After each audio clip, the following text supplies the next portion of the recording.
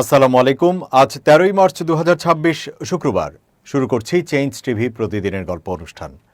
দর্শক, আপনাদের সঙ্গে রয়েছি আমি জাহিরুল ইসলাম টুটুল। শুরুতেই সংবাদ শিরোনাম। ইরানকে গোপনে যেভাবে সহযোগিতা করছে চীন ও রাশিয়া। ইরানে স্থল অভিযান করবে না পেন্টাগন, হঠাৎ কৌশলের পরিবর্তন। জানা গেল নির্বাচনে কত টাকা ব্যয় করেছেন জামায়াত আমির। শুরুতেই ইরান যুক্তরাষ্ট্র যুদ্ধ পরিস্থিতির খবর।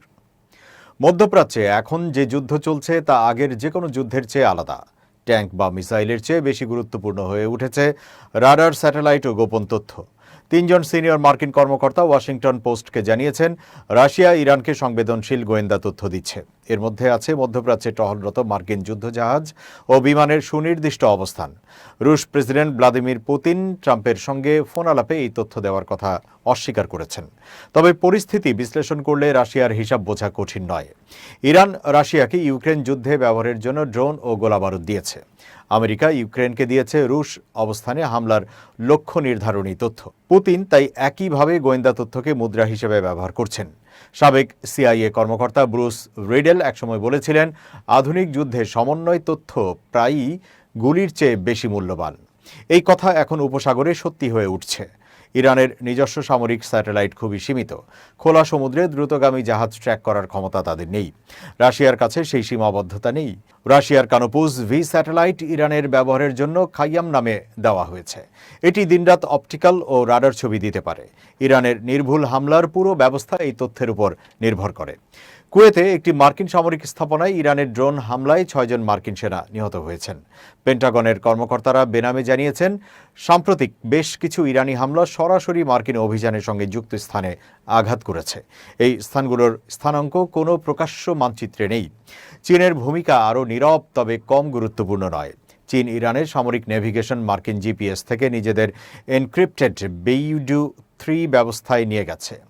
উন্নত রাডার সরবরাহ করেছে। সাবেক ইসরায়েলি বিমান বাহিনীর ব্রিগেডিয়ার জেনারেল আমোস ইয়াদলিন একসময় বলেছিলেন, প্রতিটি সেকেন্ড গুরুত্বপূর্ণ। চীন এখানে শুধু কয়েক মিনিটই কমায়নি, পুরো আক্রমণ শৃঙ্খলাটাই পাল্টে দিয়েছে। চীনা সরবরাহকৃত OILC-8B এন্টি স্টেলথ রাডার নিম্ন কম্পাঙ্ক তরঙ্গ ব্যবহার করে। এটি মার্কিন স্টেলথ বিমানের রাডার শোষণকারী আবরণকে অনেকটাই অকার্যকর করে দেয়। যুক্তরাষ্ট্রের B-21 রেইডার ও F-35C অদৃশ্য থাকার জন্য তৈরি, কিন্তু এই OILC-8B রাডারের সামনে তারা অনেকটাই দৃশ্যমান। এছাড়া রয়টার্স জানিয়েছে, ইরান 50টি চীনা CM-302 সুপারসনিক জাহাজ বিধ্বংসী ক্ষেপণাস্ত্র কেনার কাছাকাছি পর্যায়ে রয়েছে। এগুলো মাক 3 গতিতে ছুটতে পারে। সামরিক বিশ্লেষকরা এগুলোকে ক্যারিয়ার কিলার বলেন। মার্কিন বিমানবাহী রণতরী USS আব্রাহাম লিঙ্কন এবং USS জেরাল্ড আর ফোর্ড এখন এই ক্ষেপণাস্ত্রের আঘাতের পরিধিতে রয়েছে। যুক্তরাষ্ট্র ও ইসরায়েল শুরুতে ইরানের রাডার অবকাঠামো দ্রুত ও নির্ভুলভাবে ধ্বংস করেছে। সাবেক ইসরায়েলি বিমান বাহিনী প্রধান মেজর জেনারেল এইতান বেন এলিয়াহু বলেছেন, রাডার ধ্বংস করা মানে শুধু যন্ত্র নষ্ট করা নয়, এটা শত্রুকে অন্ধ করে দেওয়া। তবে ইরানের IRGCর মুখপাত্র আলী মোহাম্মদ নাইনি দাবি করেছেন, ইরান পুরো অঞ্চলে মার্কিন বাহিনীর প্রায় 10টি উন্নত রাডার ব্যবস্থা ধ্বংস করেছে। এই দাবি আংশিক সত্য হলেও ব্যাখ্যা মেলে কিভাবে ইরানি ক্ষেপণাস্ত্র ইসরায়েলে ও উপসাগরীয় রাজধানীতে আঘাত করতে পেরেছে।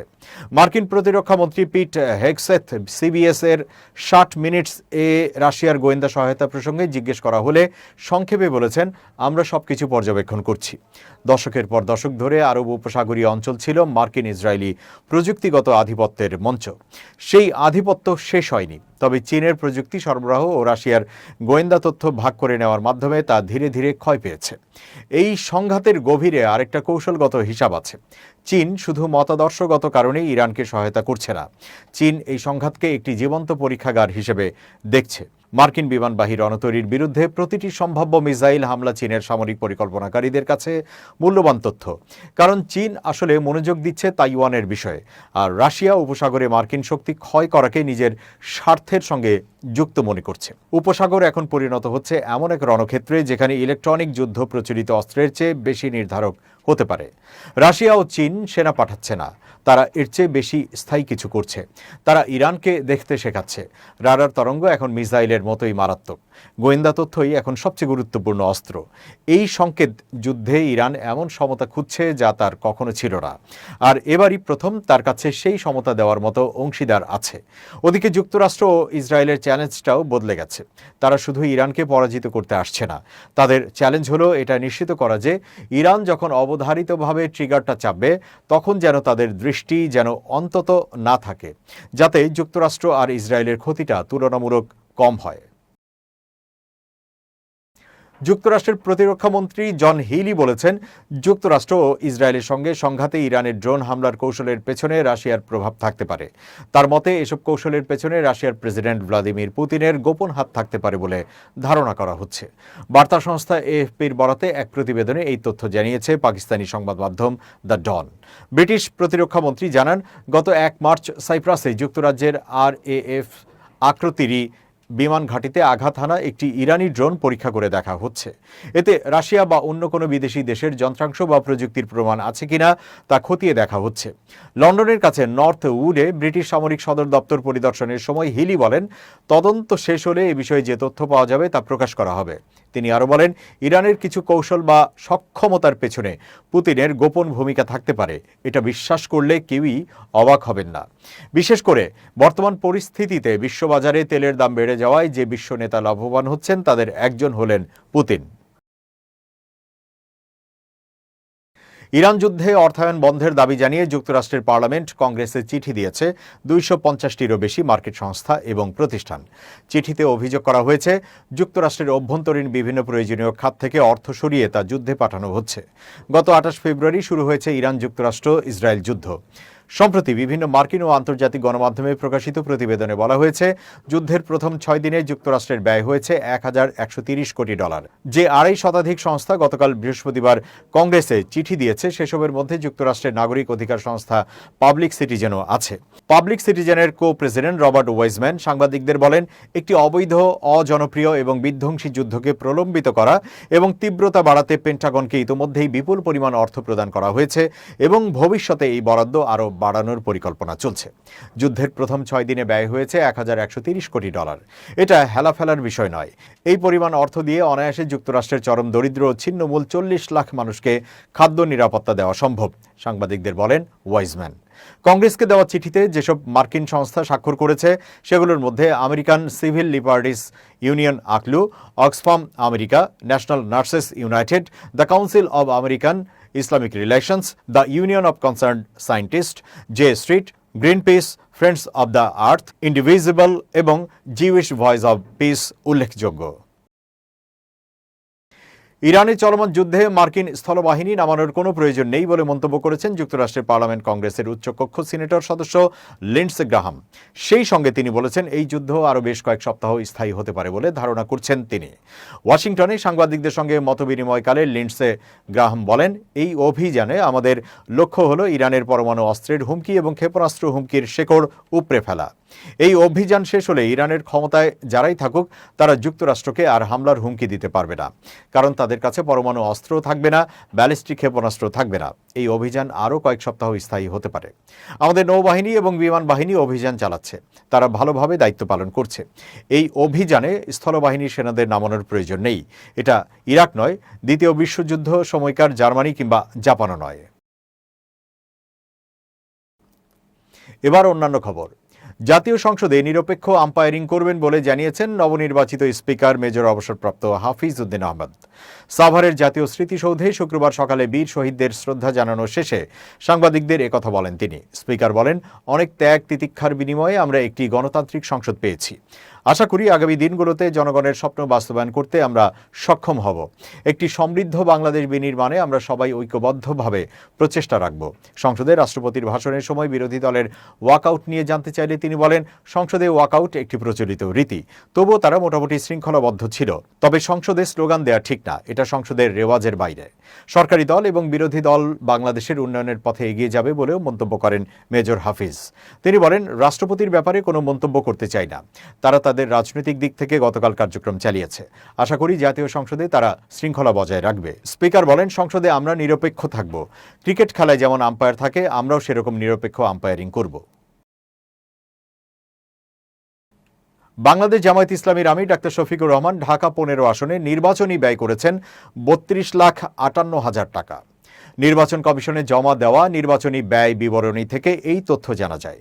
ব্যয় বিবরণী বিশ্লেষণ করে দেখা যায় তিনি ত্রয়োদশ জাতীয় সংসদ নির্বাচনে প্রচারণা বাবদ ব্যয় করেছেন 15,55,550 টাকা, পরিবহন বাবদ খরচ করেছেন 88,096 টাকা, জনসভা করতে খরচ করেছেন 5,45,000 টাকা, নির্বাচনী ক্যাম্পে খরচ হয়েছে 4,17,642 টাকা।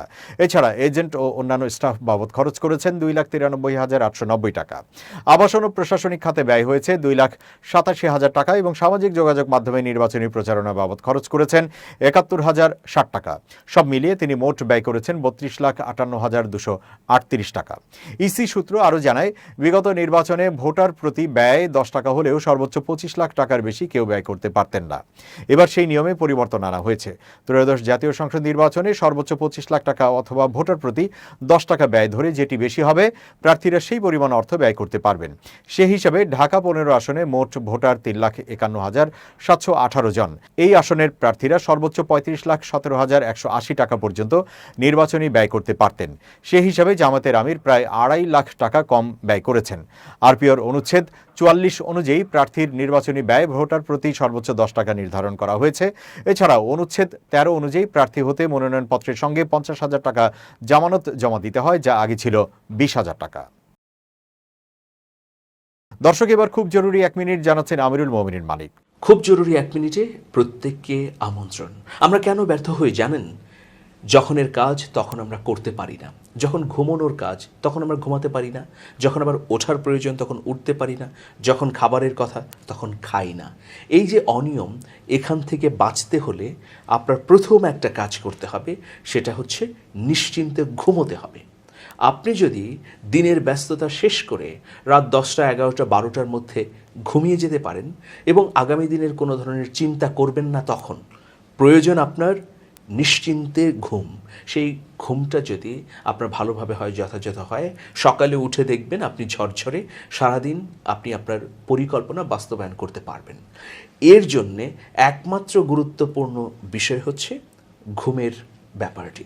সুতরাং আসুন আমরা রাত হলে নির্দিষ্ট সময়ে নিশ্চিন্তে ঘুমাই এবং প্রতিদিন সকাল থেকে দিনের কর্মঘণ্টা শুরু করি। সবাই ভালো থাকবেন, শুভেচ্ছা নিরন্তর। এবার ইরান যুদ্ধের আরও সংবাদ। ইরাক সিরিয়া সীমান্তের কাছে ও রাজধানী বাগদাদে বৃহস্পতিবার চালানো বিমান হামলায় ইরান সমর্থিত কমপক্ষে 11 যোদ্ধা নিহত হয়েছেন। জ্যেষ্ঠ নিরাপত্তা কর্মকর্তা ও সংশ্লিষ্ট সশস্ত্র গোষ্ঠীর কর্মকর্তারা বার্তা সংস্থা এএফপিকে এই তথ্য জানিয়েছেন। হাশেদ আল শাবির ঘাঁটিতে চালানো এসব হামলাকে স্পষ্ট আগ্রাসন বলে নিন্দা জানিয়েছে ইরাকি কর্তৃপক্ষ। সাবেক এই আধা সামরিক বাহিনী এখন ইরাকের নিয়মিত নিরাপত্তা কাঠামোর অংশ। এতে ইরান সমর্থিত বিভিন্ন সশস্ত্র গোষ্ঠীর ব্রিগেডও রয়েছে।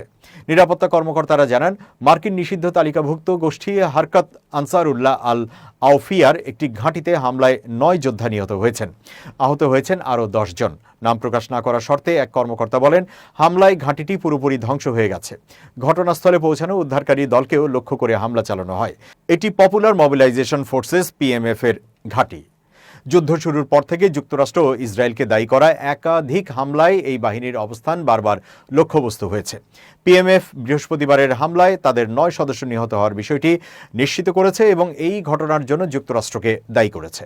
একই সাথে তারা বলেছে, এসব ঘাঁটির সাথে ইরাকে বা অন্য কোথাও মার্কিন ঘাঁটিতে হামলার কোনো সম্পর্ক ছিল না। পিএমএফ জানায়, নিহত যোদ্ধারা সবাই সরকারি দায়িত্ব পালন করছিলেন। তাদের কয়েকজন সীমান্ত এলাকায় মোতায়েন ছিল। বাহিনীটি আরও জানায়, পিএমএফ ইরাকের নিরাপত্তা ব্যবস্থার একটি অপরিহার্য অংশ। তেহরানের মিত্র শক্তিশালী হিজবুল্লাহ ব্রিগেডসের কর্মকর্তারা বার্তা সংস্থা এএফপিকে জানায়, পৃথক আরেক হামলায় বাগদাদের উপকণ্ঠে একটি ঘাঁটিতে ইরান সমর্থিত অন্য একটি গোষ্ঠীর কমপক্ষে 2 যোদ্ধা নিহত হন। সরকারি এক নিরাপত্তা সূত্র জানায়, হামলার লক্ষ্য ছিল এমন একটি স্থাপনা যেখানে পুলিশ ও পিএমএফ সদস্যরা একসাথে অবস্থান করছিলেন। ইরাকের রাজধানীর এত কাছে এই ধরনের হামলা এই প্রথম। ইরাক দীর্ঘদিন ধরেই যুক্তরাষ্ট্র ও ইরানের মধ্যকার ছায়াযুদ্ধের একটি ময়দান হিসেবে ব্যবহৃত হচ্ছে। দেশটির সরকার 2 প্রতিদ্বন্দ্বী শক্তির সাথে সম্পর্কের ভারসাম্য বজায় রাখার চেষ্টা করে আসছে। দর্শক, শেষ করছি চেঞ্জ টিভির প্রতিদিনের গল্প অনুষ্ঠান changetv.press, বাংলাদেশের ইউটিউব জার্নালিজমের অগ্রদূত। ভিজিট করুন এর ওয়েবসাইট www.changetv.press, youtube.com/changetvpress এবং সাবস্ক্রাইব করুন চ্যানেলটি। নিয়মিত লাইক, কমেন্ট ও শেয়ার করে আপডেট রাখুন নিজেকে। ভালো থাকুন, নিরাপদে থাকুন, শুভেচ্ছা নিরন্তর। changetv.press, এক ফোঁটা হলুদও নেই।